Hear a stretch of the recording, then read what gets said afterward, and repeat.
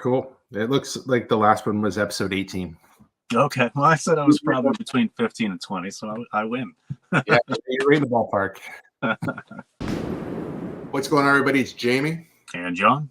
And welcome to the A-To-Zed Reseller podcast. How's it going, John? Not bad, man. It's been pretty busy in life and in work and in all the things and softball and all that craziness. But, sales are down a little bit, but overall, really can't complain. How about yourself?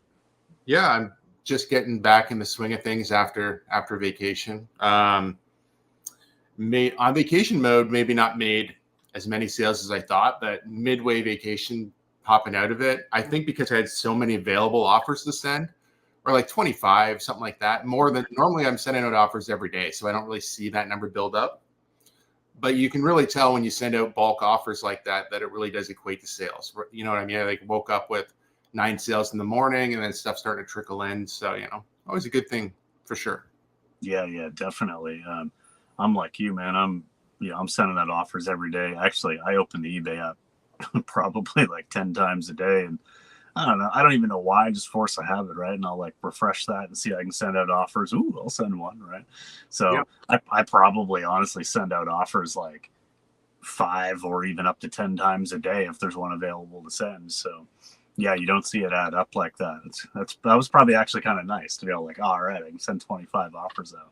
It was. I mean, but on the flip side of that, I got a couple offers while I was away that I couldn't accept because I know, like, if you're on vacation mode and you accept offers, all those parameters change and it goes to your regular handling time, right? So I had a couple offers that I never got back that were like, $50 to $100 offers that I was like, would have took for sure, but not worth jeopardizing your metrics. No, not whatsoever. Yeah. I'd rather not sell it than be below standard on eBay for sure. Yeah, no, for sure. Now, with that said, I had this happen to me before, so this is actually a really good segue into a point I didn't even think I was going to make here. I didn't think about it, but hey, topic idea. When you're on vacation mode, I've had something where someone, I think I had like $150 item. It was like a new with tags. It was some kind of special wool jacket or something. It was a couple years ago now. I don't remember which brand it was, but it was like $150. Someone offered me $100, and I was on vacation mode for a good couple of weeks. And I knew, hey, if I accept this, then I got to ship it out in 5 days. But I messaged the buyer and said, hey, I would love to, or like I counter offered the exact same, like my full asking price minus like a penny or whatever. And I put in the message, I was like, look, I really want to accept this, and please go ahead and counter and send your offer again if you're okay with it. But like, I won't be able to ship this out for a couple weeks, but eBay is going to make me ship within my shipping time, which is, I always have mine at 5 business days. I would have to purchase the label through eBay so that it's marked as shipped and shown as being shipped to you, so that eBay doesn't ding me, but it really won't be until I get back on such and such a date. Are you okay with that? If so, please go ahead and send your counter offer at that price, and I'll accept. And I mean, to their credit, they came right back and they did that. So that is a little bit of a workaround. And now I do weigh all of my, you couldn't do this with every item, I guess, but like for me, anytime I'm processing clothing and stuff, I'm weighing it right then and there. And I know like what size of box it's going to go in. So I had all that info to buy the label, right as soon as they went and hit, the sale. Yep. So that is a potential workaround, but definitely always check with the buyer first to make sure they're okay with it. Yeah, that's interesting. Yeah, that's probably a good way to do it. If you're with somebody who's been on eBay for a while, they're probably more susceptible to that. A new buyer or something probably would think, is this guy trying to scam me or something? It'd turn into a nightmare. But yeah. That's a good workaround. I know people who do this too, and I won't name any names, but I know people who have lost stuff or can't find stuff, and they'll mark it shipped anyway to buy themselves more time to either find it or buy it somewhere else so they can get it to the person. So there are little things you can do to manipulate what eBay has set in place. Not to say that's right or wrong, but it is definitely an option. Yeah, for sure. I mean, I think as long as you're not like intentionally setting out to abuse things or deceive or manipulate or whatever, It's good to know what the options are at least. Yeah.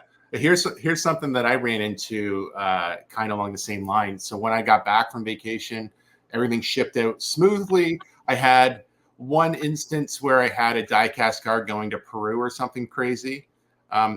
For some reason, I had the shipping marked higher than I thought. So I think it cost me like $3 extra out of my pocket. And then I had a hat that I couldn't find. And the more I thought about it, I'm like, I'm pretty sure I sold that someplace.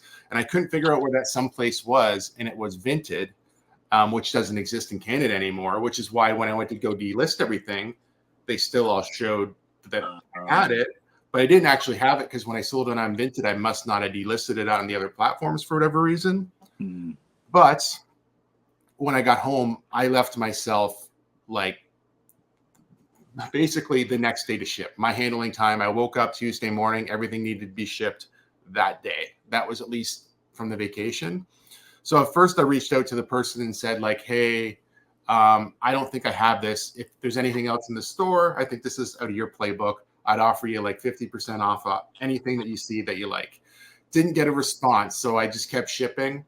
Later in the day, I'm like, you know what? I'm just going to have to, I just said, I have to refund you because I have to take my items in today and the handling time is going to be screwed up. And then what I wound up doing is I found this other Olympic hat. It was like a 1996 Atlanta hat. The one that I stole was supposed to be a 1994 Lillehammer hat. I think it was 94. Whatever. I'm not good with Olympic years. No, it was because I sold one recently. Okay, yeah. So the Atlanta hat I actually got from that Great Big Hat Buy. So I'm into the hat like pennies. So and I just said to them initially, I said I would ship you this hat and you just pay the shipping and I'll refund you for the hat.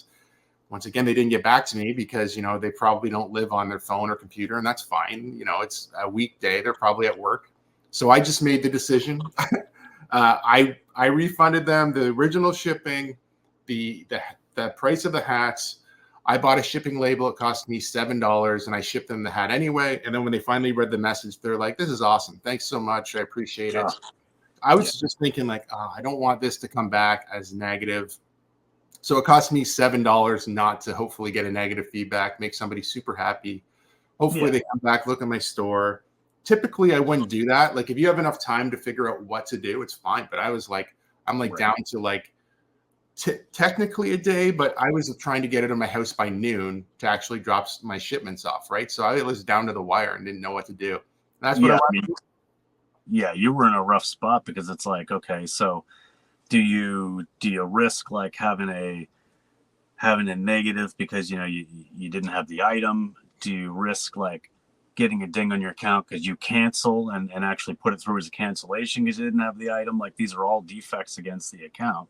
I mean, obviously some mean more than others, but like I think I would have done exactly what you did, especially where it wasn't a huge loss to you. It cost you $7 to send it out. Take the chance that they're going to be like happy with that, understanding about it at least. And you know what? Even if at the end of the day they weren't happy, but maybe just left like a neutral or something, it's still better than like I think under those circumstances that was the right option. The right, like, hey, look, I'm under the wire. I'm going to do this for you. Hopefully this is fine. And if it's not, let me know. Right. Yeah. I mean, it's better than I think most people probably would have been like, okay, well, screw it and done something that just didn't really work for anybody.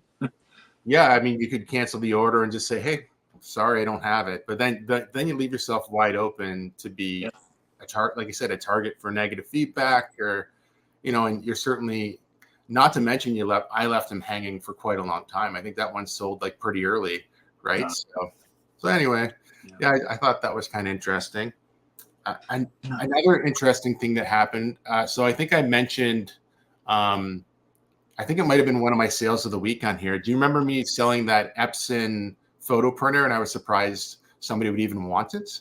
Yeah. Yeah. So I don't know if it was on comments on this channel or from my personal Thrift Onfire channel, but somebody said, oh, well, the reason somebody wants that is because print on demand t-shirts, you can convert those photo printers to print on t-shirts with a few little hacks. Oh, nice. So that's why that sold for good money. Well, the person got it and they said, "Hey, this isn't working." And I'm like, "Okay."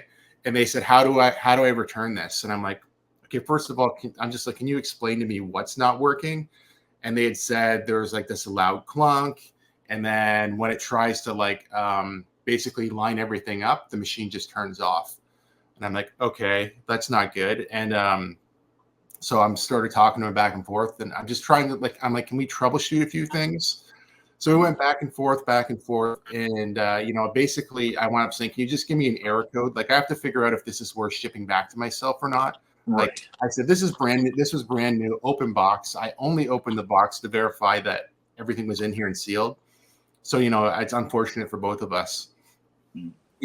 So they went back and they actually had this machine already, and they're replacing one. So they had like these refillable tanks, and he said he popped in the tanks, and everything worked fine. So the problem was the old cartridges were probably dried up, and they were causing an issue, right? It couldn't read them. So it went from being like, "How do I send this back to you?" This person was super unhappy to all of a sudden they were like, "Oh, no problem. This is great." Though the only reason why I even went the route of like trying to talk it through with them is because I looked at their account. They had an account for a long time with a lot of feedback. They were very responsive to me, talking back and forth. And it wound up that I didn't have to ship it back to myself. They didn't even ask for a partial refund. Nothing. It was just everything was fine. Because that was the concern. My concern was, great, this guy's got a broken one. He wants to buy mine and ship me back the broken one.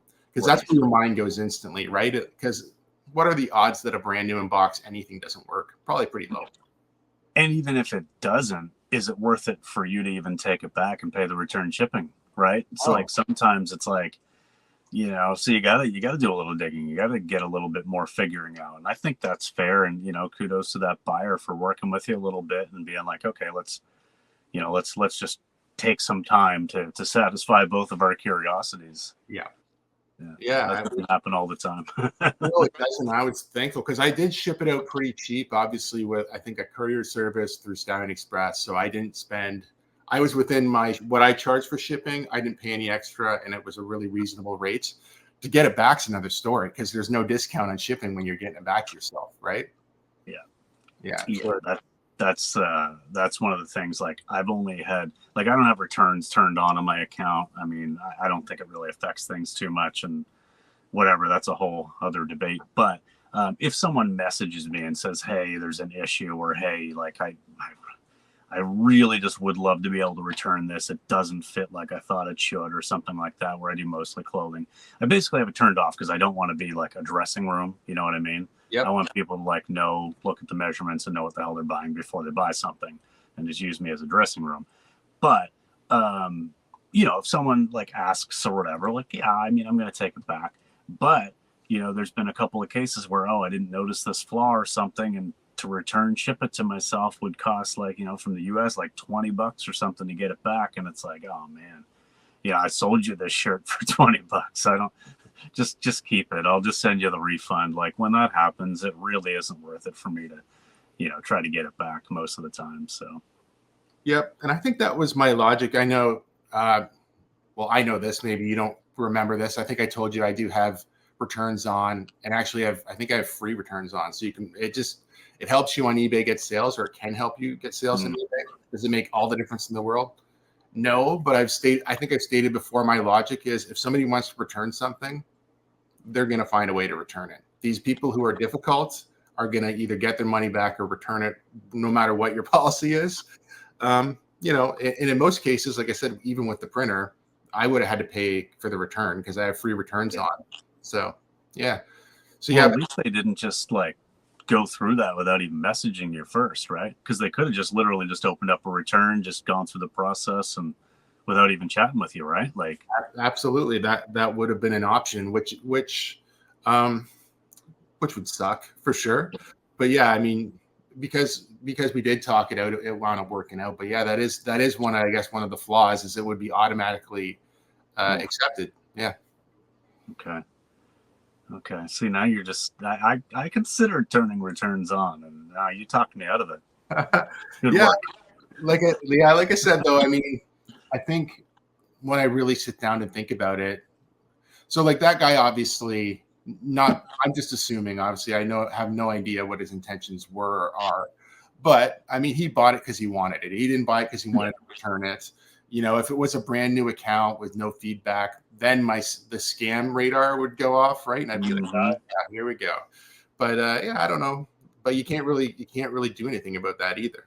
No. Speaking of new accounts, I have had. So I've been kind of keeping track of it just for my own sake, because I know it's something that gets debated about, and my spidey senses start tingling too when I see zero feedback, new accounts sending me offers and stuff. So just for fun, over the last probably month, I've been kind of keeping track of things a little bit. I've had 10 sales to people with 10 or less feedback. Okay. And 7 of them did not pay. Yeah. So 7 of them, I just, spent a couple of days messaging like, hey, are you going to pay for this? Like, you sent me the offer and I accepted. You going to buy it or what? So that's a pain.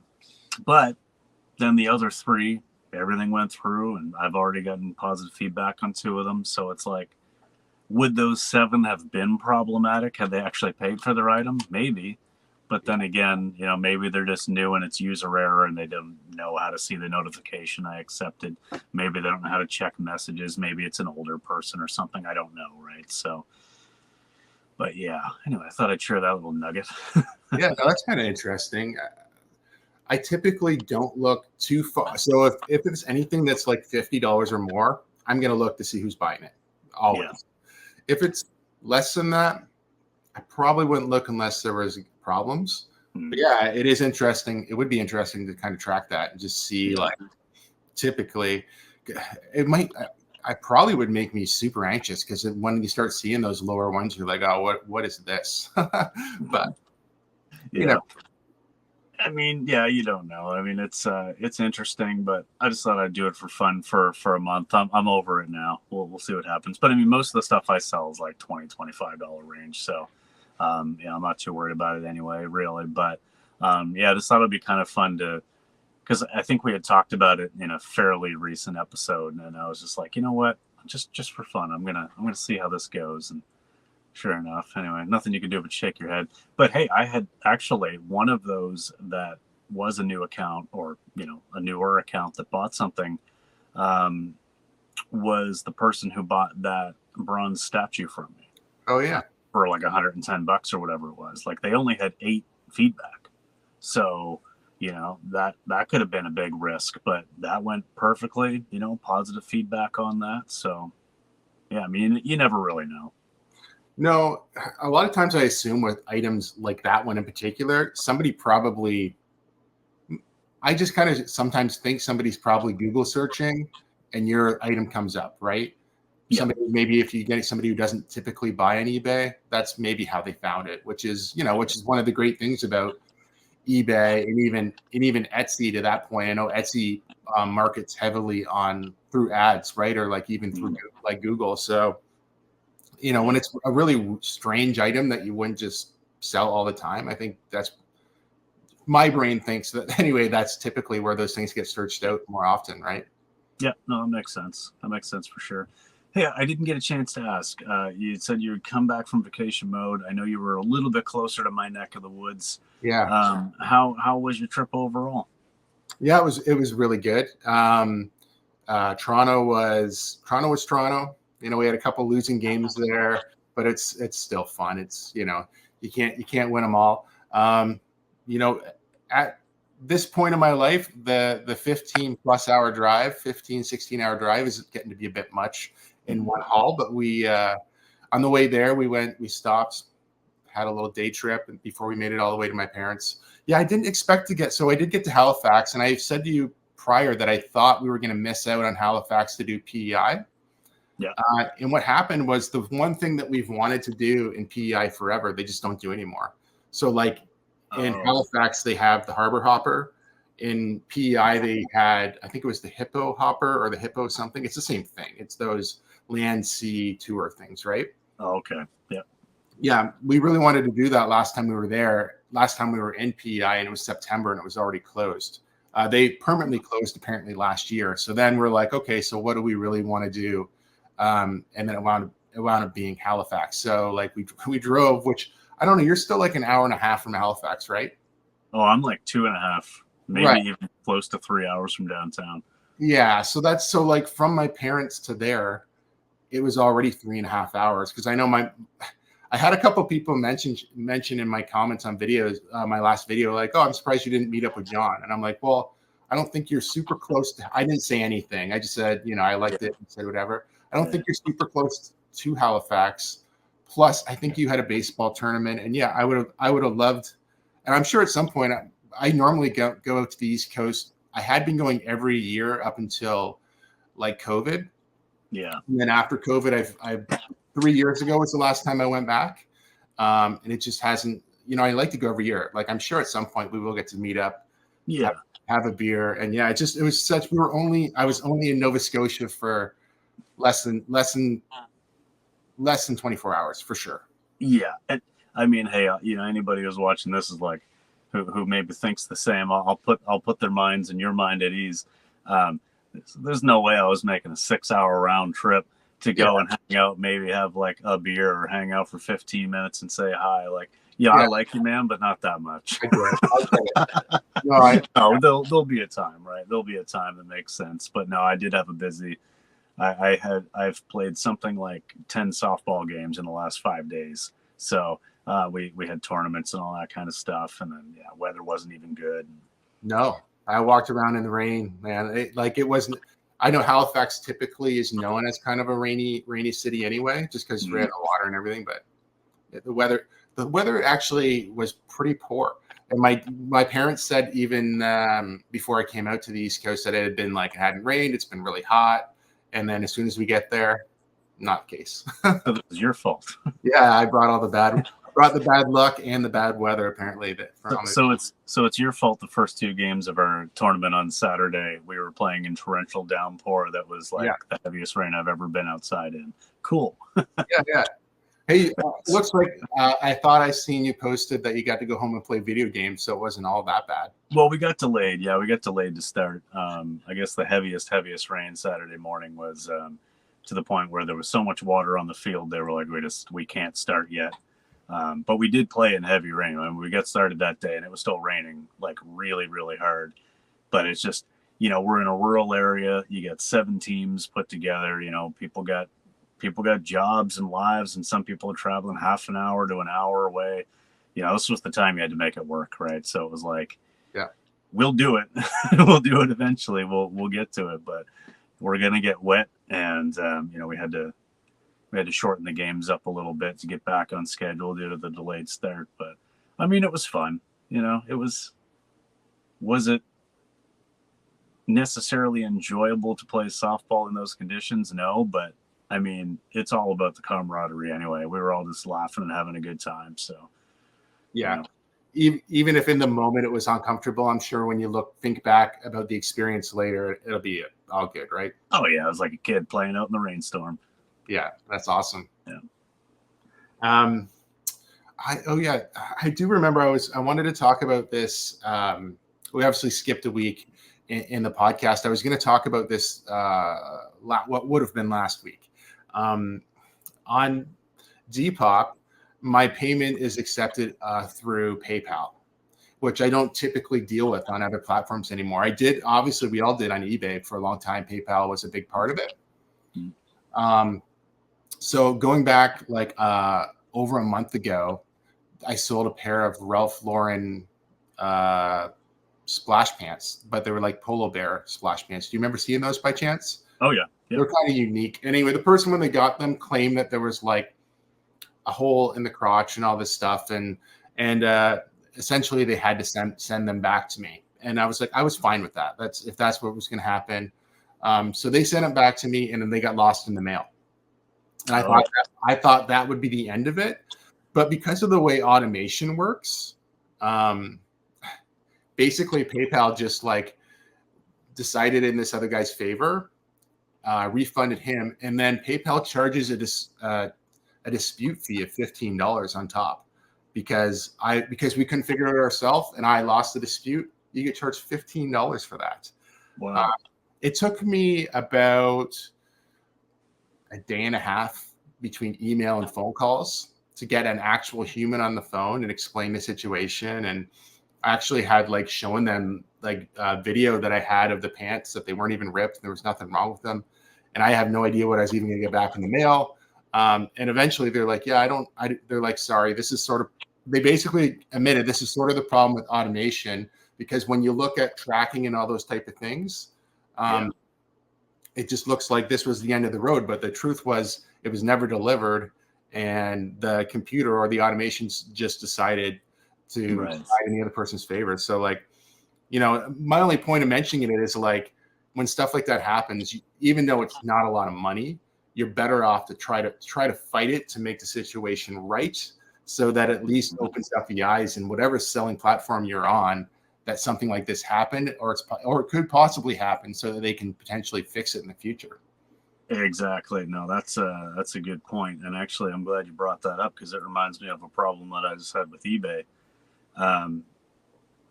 So, you know, and again, it's because of automation, or because of somewhere along the line, someone making a decision that doesn't line up with what actually happened. Yeah. So you can get some pretty good discounted UPS rates if you buy your label through eBay right now, like 70% up to like 90% off. And, you know, sometimes it just makes way more sense for me to send something UPS, and knowing that it will likely, if it's in Canada, be cheaper than Canada Post, depending on where it's going. Sometimes I'll even accept lower offers, knowing that I'll save a bit on the shipping, right?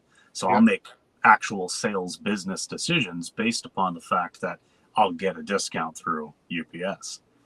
So I sold a board game, a vintage 80s girl talk board game here 3 weeks ago or a month ago or something like that. It was like, I don't know, I forget how much it was, but it was a decent amount of money, 30, 40, 50 bucks, somewhere in that range. Mm-hmm. And so shipping with UPS would have been, their commercial rate was like $55, but it was only $22 by purchasing the label through eBay. Okay. And it was going to like Saskatchewan or something. So it probably would have been like $30 to go Canada Post. So it was definitely cheaper to go UPS.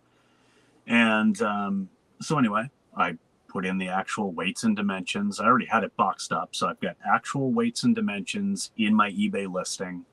When I go to purchase my label, I've got actual weights and dimensions in there. eBay tells me it's going to be $22.05. I purchase my label, I get the email that says $22.05. Send it off. A couple weeks later, out of my available funds on eBay, deducts that full retail price of $54 and something cents from UPS label.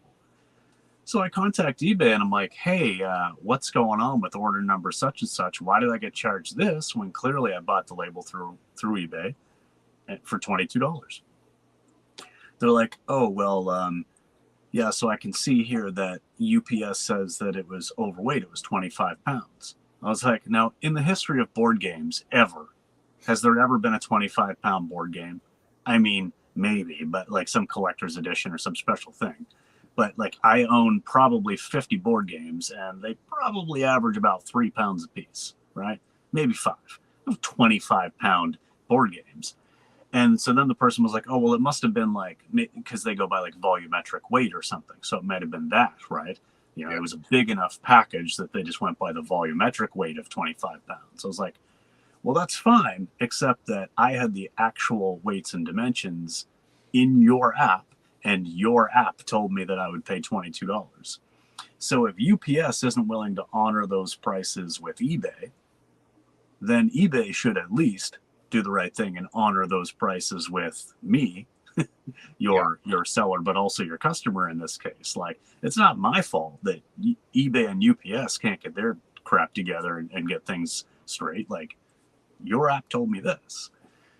Anyway, it's escalated off right now, and in 3 to 5 business days, I'll get an email with, whatever else. But I'm not optimistic, because this is the same kind of nonsense that happened with something previously where Canada Post refunded and sent money to eBay instead of sending it to me. Yeah. So I don't know if I'm actually just going to be out this $30 or not, but yeah, I'm a little bit more cautious now with buying labels on eBay through, if it's a UPS label. Like if I see, hey, this would have cost $90, but now it only costs 20. Well, what happens if they charge me 90? Yeah, Right? that's Like I don't know if I can trust it anymore, and that was the big point that I made to the eBay rep. And so we'll see how it goes with this, but just a little bit of a heads up. Like, make sure you're watching those funds coming out of your account. Like, go through and see all those transactions to see what happened. Because like I rarely look. I just happen to be scrolling through to find something else and then notice it. Yeah, that's funny. I've actually just seen a video from Chris from Chris's Treasure Chests. Oh yeah, He talked about. He talked about how he only uses Canada Post, which he does anyway. I knew that anyway, but because of chargebacks from UPS and some of these other carrier companies, I think he was talking about other people's chargebacks. As far as I remember, I don't want to put words in his mouth either, but yeah, that's definitely something that's been going on recently, especially since they've been offering these deeper discounts. There's been more issues, I believe, with like chargebacks and stuff like that, which is unfortunate. Yeah, for sure. yeah. I mean, if you're gonna, if the eBay app tells me it's 22, I should not get charged that retail amount of 55. Like, No. that's not my problem. Yeah. Right. No, exactly. You hopefully they do cover you for that. Do you have an actual particular sale of the week this week? I was thinking about this earlier, and man, the sales have just been so down and just run of the mill lately. Like, it's not terrible, but there just haven't been any of these huge, like, really cool ones. I guess if I had to pick one, I would say, even though it was only like a $20 sale, it's from somebody who found me on Facebook Marketplace, because we're in one of the same Facebook auction groups where I buy video games for myself sometimes. And I don't know, he must have just been clicking around my name or something, or recognized me when he was browsing Marketplace sometime. But now he's bought, like, I think 3 or 4 or 5 times now from me, like buying N64 games or things like that. So I've built that repeat buyer off of Facebook, and I just send him a game letter mail or something like that, and he just sends me the transfer right away, and it's all good, and I can almost even count on it, just him buying a game from me every couple of weeks or so now. So yeah, I mean, that's kind of cool. It's not big money or anything, but In a lot of ways, that's better than a big money sale, because that's repeatable sales. Even if it is $20 or $30 at a time, that's somebody who is following you and buying from you on a regular basis. So that's sort of the goal, right? Like, if you sell something for $200 to one person, and that's the end of the transaction, great. But if you can continue to sell this guy for the next couple of years at $20 a pop, I'd take that for sure. Yeah. No, I'm pretty excited. Yeah, and there is one other guy who buys a lot of stuff from me on eBay as well, but it's usually the severely discounted stuff. He snatches it up cheap, so that's cool too. But I don't really make any money on those ones. And when I price consoles properly, or at a price where they're going to sell for sure, not like a little higher than market, the same person buys them on eBay all the time. It's definitely somebody. When I look at I'm assuming they probably have a physical store or something where they're selling this stuff, or maybe they're flipping it back to Amazon, because they purchase a lot of that type of stuff. So yeah, they're once somebody finds you, and they can repeat buy from you, it's definitely valuable for both people. Yeah, for sure. What about yourself? Did you have a sale of the week other than that hat fiasco? Yeah, really. So I think my favorite one probably was in my last video, but it was the VCR TV VCR combo, the little 13-inch television. Oh yeah. I didn't pay anything for it.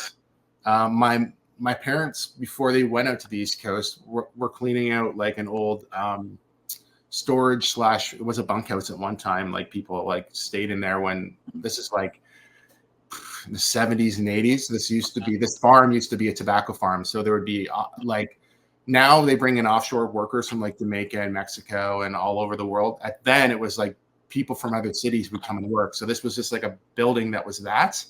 But this TV's been in the old bunkhouse room for, I don't know, like 10 or 15 years. And I remember this TV was in my grandparents' RV, and I probably played video games on it. I watched movies on it.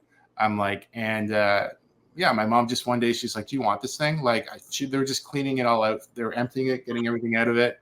I'm like, yeah, this is the kind of stuff like I sell online quite often. So she gave it to me. I looked it over. I'm like, yeah, this thing still works perfectly. I think it sold for like $175. Nice. Yeah, I was very, very happy with that. And yeah, it was kind of neat. I actually kind of considered keeping it. I'm like, oh, it'd be cool to have this one to like test VHSs and maybe like try video games out on and stuff. And I'm like, yeah, you know what, though, honestly, probably be tripping over it, not even using it. Like right. You know, it's the thought of it seems nice, but actually keeping it around seems like something to trip over at the moment. Yeah, that's a lesson I've been working hard to learn over the last few years. Like, yeah, would I just rather have this money, or do I want to cling to this idea that this thing will be of use to me? But, yeah. So that's always nice. I like getting items for free, especially, I mean, that one had a little bit of nostalgic value to me as well, just because of where it came from. But yeah, it was cool. I liked it. Actually, when she was cleaning out that area, I got a whole bunch of different like little things that wound up in my antique booth, which was kind of fun too. Including one of the things I remember getting from her too, which like a whole bunch of like ephemera items, like a whole bunch of like old car manuals from like the 50s and 60s. I actually had like this Mustang booklet, and when I opened it up, it had like the ownership papers from my grandfather when he bought this car. And I'm like, oh, this is really cool. I kept all that, like, because that's really cool. But like the actual manual, you know, whatever. I don't need to keep that, but it's kind of neat to have some of that other stuff kicking around. Oh, for sure. Yeah. I mean, you know, some of that ephemera stuff can do really well. I mean, there are collectors out there who just love the old vintage paperwork. Yep. Some of the cooler ones that I've sold recently were like time schedules for like trains and stuff from like the early 1900s. It's just like if you went to the train station now, you'd pick it up for us, we have Go Train, like a little commute train. It just tells you every time it's going to like come to that area. Just basic stuff like that. But people, hard to say if somebody buys that because it's nostalgic, or maybe it's like a period piece for like a movie, or like, who knows? It seems weird to want that, but people like that kind of stuff. Yeah. Actually, I'm so glad you just said for a movie, because that reminds me of something else that might compete for a sale of the week. But I sold a zombie costume. Just a, you know, and like, it's not like some expensive thing. Like, it's a cheap, almost like not quite dollar store level, but just like a very basic zombie costume in a bag. You know, it's got the mask and the shirt and stuff. And I picked it up one time in this bin for like $1.50, and it just sold for like $30. I had forgotten all about it, but yeah. But when I looked, I was like, who the heck is buying this in July? Like, this zombie costume. This is weird. I never thought that would ever sell, or at least like, you know, maybe closer to Halloween or something. But yeah, I could tell by the buyer's name that there was something films or something. So it must be getting used for some kind of production. That's awesome. That's really awesome. Yeah, it's funny. Like when you do see that every once in a while, you'll notice when somebody buys something, even like the name on when you print out like the actual packing slip. Yeah, or the invoice. Yeah, any of that stuff, you'd be like, what is this? It's like not just a person's name, right? It's like a company or a corporation or something that's not just typical, for sure. It's kind of interesting to see that. Yeah, definitely. Yeah, what else has been going on this week for you? Like, well, you know, as far as the reselling stuff goes, it's been pretty run of the mill. Like I said, I don't really have a whole lot to talk about with that. You know, just trying to stay positive with some lower sales. So I'm working some, you know, getting some of those silent auctions going, using some Posh Sidekick just to kind of help boost the algorithm a little bit. But other than that, you know, just kind of hanging out and enjoying the personal side of life. my key tip to anybody who decides that they're going to play softball at age 40 is, if you're going to stand on third base, keep your glove down, because 2 days in a row I got smoked in the shin with a hard liner, and yeah, opposite leg. So, on Sunday night, smoked on my left leg, and on Monday night, smoked on my right leg. So, I've been hobbling around a little bit, but having fun. We got a new bed being delivered. Got a new frame and new mattress that I went to pick up, or went and bought that yesterday, and the guys are delivering it today. So, some exciting household stuff, and just kind of taking the lower sales in stride, and I know it'll pick back up. I think the sales are normal. I don't hear anybody screaming that they're making, especially people who are typically more on the clothing side. I don't think anybody's doing great. I think you're still making sales, but it's a lot less of them, right? I know for me, what I see selling is a lot more non-clothing items, but even so, like, how many people not a lot of people have money to burn right now either, right? So it's, not a great time to be selling things that are, niche items or even collectible. I mean, people are always going to buy certain collectible items no matter what, but if you don't have spare money, you're not going to be buying like random stuff for sure. No, and I mean, I think right now everybody, like, a big part of my buyer base is probably people who, they've got kids. Now the kids are out of school, or maybe now they're doing something. If they do have any extra money, it's going on vacations, doing the summery things, spending money to do stuff outside. I get it. I mean, hey, I'm spending money to do stuff outside too. And, I'm not buying as many things for myself. So, yeah, I mean, it makes sense, right? Yeah. I was super happy to have, I think it's, that's one of the things about eBay for sure, that is just like, you have no idea. Like I've put a lot of time and effort in certain weeks and got nothing out of it. Last week I put no time, no effort, woke up a couple times and flipped my phone open, sent some offers, tried to forget about it. Had like $1,000 week on eBay. Like, you know what I mean? That makes zero sense. But like things typically that sold aren't just, they're very particular items for people that are, there was an odd clothing item, but even the clothing items were like, I think mostly like vintage maybe stuff. I don't know. Yeah. Regardless, like you just have no idea how your week's going to go. And, we've talked plenty of times where I've had felt like I had super down weeks and you were doing great. But I do think that this time of the year is I think it's slow for everybody. Yeah, I agree. Yeah. I think I'm, so I was at the antique booth today. I think I'm 3 months in now. I did make just a verbal commitment to myself anyway, to hang in there till the end of the year and see how it goes. That's been another slow burn for me, right?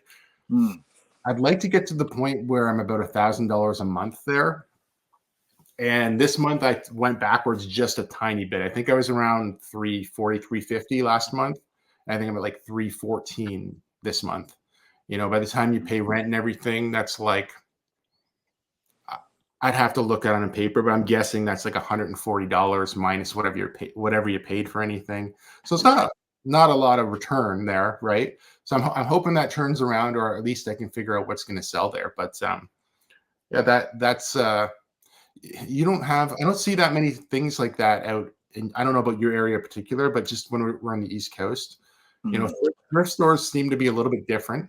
I went to a couple that were like mom and pop type shops, and the prices were like, jerseys were like $30, and they had their collectibles were all priced up high. There were probably some actually mom and pop shops that you could tell me about that aren't like that, but the ones I ran into were like that. And then your typical thrift shop was pretty good, but I'd say it was mostly clothing, unless you went into like a Value Village or something. Like it's just a lot of clothing. Yeah, no, I mean that's accurate for here. We've got, there aren't a lot of these like, antique booth or like larger kind of scale things. Now that said, there is one that I think is trying to get off the ground, very, very close to me, like pretty much right across the road from me. And I asked about it. It's like, it's a weekly flea market, they're calling it. But I mean, I forget now what they're asking for a monthly amount to actually pay. But to me, I just don't think that what I sell makes sense. I don't get enough of that like kind of cool stuff that anybody in this area is going to go and spend good money on. It doesn't seem like it's worth it to me. But there is a little mom and pop shop, maybe 10 minutes from here, that I've gone and I've got some pretty cool stuff for myself. You know, and Jamie, my girlfriend, she, you know, she likes some good like vintage collectibles, and some of it is reasonably priced, like for our own personal purposes. But they mostly, I think, use like Amazon pricing to price things. Yeah. So, like for me, if I'm going in there to look for video games for myself, I can pretty much be like, no, there's no way, because you know they might have this like they might have an N64 wrestling game that I know sells for like $5 plus shipping on eBay, and they've got it for like $27. It's like, I don't know where you got this price, but this is a $5 game, maybe 10, right? Like maybe you can get $10 from tourists, but so there's a little bit of that, but yeah, mostly it is just the clothing stuff. I think that's pretty accurate. We've got a couple Salvation Armies pretty close to us, which is nice because you never know like when you're going to find that like really cool, unique item that just got donated. But again, I'm in a bit of a smaller area, so it's not like the item turnover is so fast that there's a good steady diet of those nice things. A lot of times I'll go there and be like, okay, well, we spent $100 and 50 of it was on us, and the other 50 maybe I can sell to make the other 50 back. Like, What about like storage units? I know you obviously have a storage unit, but do they do auctions there? Can you still like, could you get into that if you wanted to? I mean, maybe I would probably have to at least travel.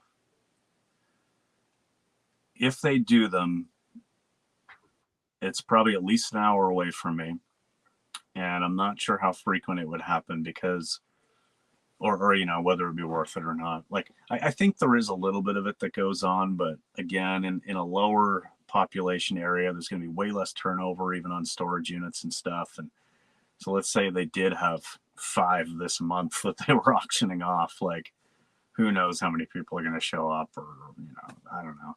Yeah. I don't think it's worth it for me. I've got a storage unit, you know, basically across the road from me. It's nice and cheap. In the rules, you know, in the contract for that is that if you don't pay your rent for 60 days past due, so really you get 90 days, but if you're more than 60 days past due, that they can sell your items or auction them off to, like, you know, recoup their losses or whatever. Yeah. So I have talked to the guy and said, look, if you ever have a situation where you've got someone with non-payment and you're going to do that, can I have first crack at it? And he said, oh, absolutely. Right. He's happy just to have somebody interested. Right. Yeah, for sure. Yeah, I was just kind of curious. I know I'm a couple of my friends do that, and sometimes they get stuck with a lot of junk, and sometimes they, you know, I feel like a lot of times they remember the good times, not the bad times, because I hear the bad times, I'm like, ooh, I don't know if I'd want that, but they're, you know, but they obviously do well enough that it's worth it, or that it's still exciting, right? Yeah. Tomorrow I'm actually going to meet up with a guy in like the closest town to me, like where the spa we own is in Tillsonburg, Ontario. And that's what he does. He buys storage units. And the lady from, you remember the lady from my video with the jet that she wanted a lot of money for? Oh yeah. Her, yeah, she actually connected me with this guy because she buys stuff from him. So I'm gonna go meet this guy tomorrow. He literally just buys and sells. I think that's like what he does, but he doesn't sell like on, like he might sell on Marketplace, but he doesn't sell online or anything. So I just called him quick and told him kind of what kind of stuff I was interested in. So I'm going to go meet him.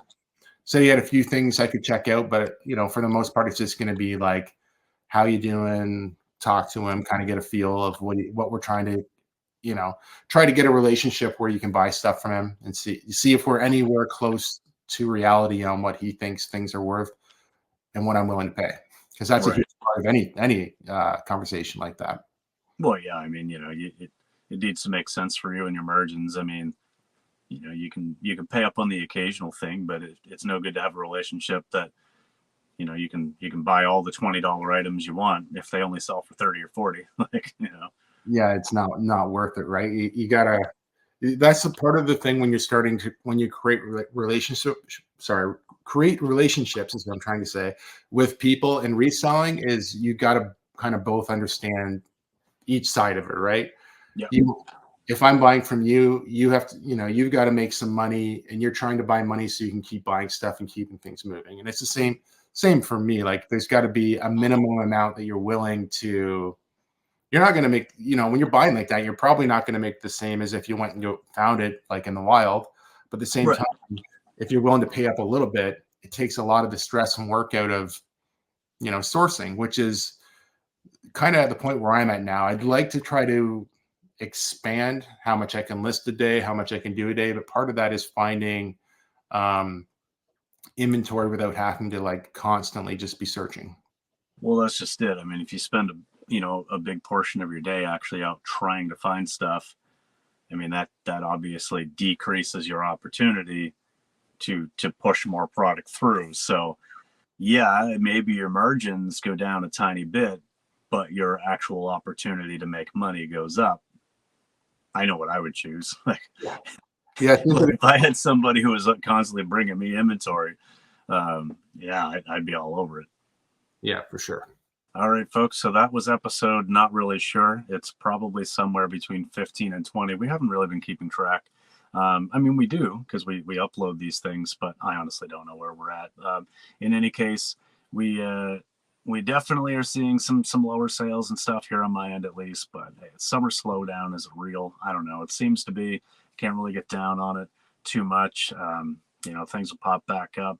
And I mean, I guess that's about it. We talked about those UPS labels. Be careful of that. Be careful of those chargebacks. Pay attention. Take a look in your transactions on eBay and make sure you're not getting double dipped on the labels or something. But let us know down below what you thought of this episode, and we'll see you in the next one.